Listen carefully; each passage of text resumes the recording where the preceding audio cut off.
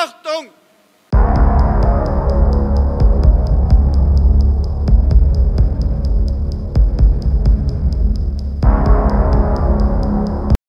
Dramatique, d'isolement.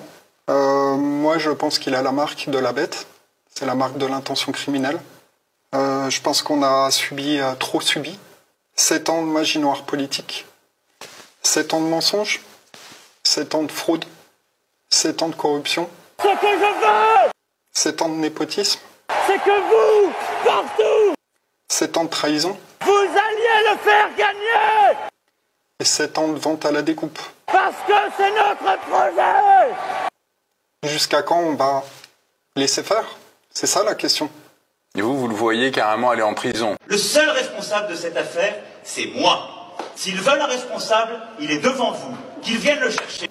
Et avant être destitué.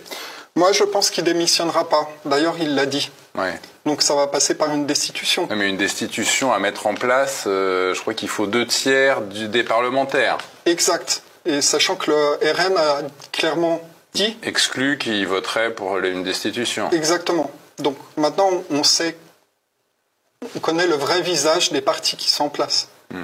Donc c'est au moins, ça mérite d'être clair. C'est un parti qui est pour l'Union européenne, pour l'euro, pour l'avortement, pro-ukrainien, pro-sioniste. Donc en fait, ce n'est pas un parti patriote, et c'est un parti qui n'a plus rien à voir avec ce qu'était le Front National de Jean-Marie Le Pen dans les années 80. Et là se pose la question de l'ambiguïté. Est-ce que c'est prendre le pouvoir que pour accéder à la représentation du pouvoir, se soumettre à toutes les injonctions du pouvoir qu'on prétend combattre et qu'on critique par ailleurs, c'est toute l'ambiguïté du RN. Alors le RN aujourd'hui a beaucoup de députés et donc beaucoup d'argent, mais sur le plan politique, c'est pratiquement aujourd'hui devenu, quand on comprend la finesse et la complexité de la politique, c'est pratiquement devenu le RN un parti complice du macronisme. Donc si destitution il y a, à mon avis, elle viendra du peuple. Vous pensez vraiment qu'il est isolé, qu'il se sent isolé Emmanuel Macron? Il a quand même tout Bruxelles derrière lui, il a le Conseil constitutionnel, il a le Conseil d'État, il a quand même un tas d'institutions nationales et internationales qui roulent pour lui, qui continuent à le soutenir. Oui, en apparence ils le soutiennent, mais en coulisses il y a beaucoup de choses qui se passent, il y a beaucoup de gens qui veulent se venger, Ouais. il y a beaucoup de gens qui veulent se venger, qui ne le soutiennent plus, parce qu'ils se rendent compte où ça va conduire. Un État qui perd sa souveraineté, qui n'est pas capable d'assurer la sécurité des frontières, qui n'est pas capable de protéger sa population, c'est un État qui disparaît, Amélie. C'est la fin de l'État. On ne peut pas le dire autrement. Il faut bien dire des choses aujourd'hui. Si on continue à utiliser des euphémismes et à se raconter des histoires en espérant que les choses se répareront seules, ça ne marchera jamais. Nous sommes dans une situation historique où les Français commencent à avoir ce sentiment que l'État est plus que défaillant. Il est en train de disparaître puisque toutes ces caractéristiques, maîtrise du territoire, protection de la population, maîtrise de ses finances publiques, tout ceci est en train de lui échapper. Et sa seule réponse serait de répondre par une hausse des impôts, c'est-à-dire d'utiliser ce qui lui reste d'autorité pour contraindre les Français à payer davantage le fonctionnement de l'État. C'est-à-dire qu'il utiliserait au fond ultimement son autorité pour créer une tension avec son propre peuple. Là, c'est la fin. Nous arrivons au bout d'un cycle et il faut vraiment éviter cette situation parce que c'est celle d'une confrontation entre l'État français et le pays. La politique de la majorité nationale avec 3 priorités.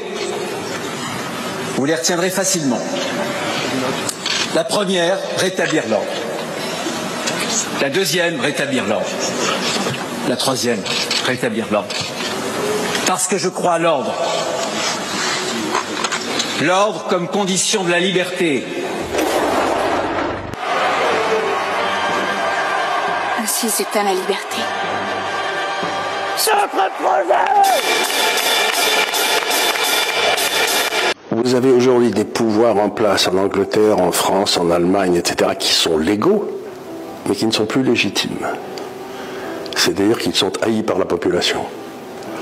Et ça, c'est extrêmement dangereux politiquement.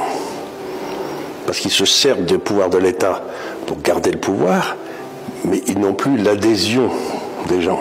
Vous êtes passé devant l'Élysée? C'est devenu un bunker. Vous ne pouvez pas passer devant, vous ne pouvez pas faire le tour, vous êtes... Mais je me souviens, moi, quand De Gaulle était là, et tout le monde voulait assassiner De Gaulle. Personne ne veut assassiner Scornio. Mais vous passiez à pied devant l'Élysée tranquillement, quand De Gaulle était là.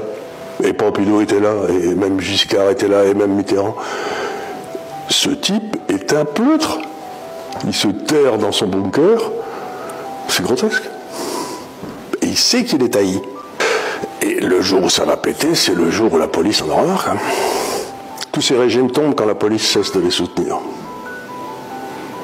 Donc, le jour où la police dit non, moi je ne tape pas sur les gilets jaunes, terminé.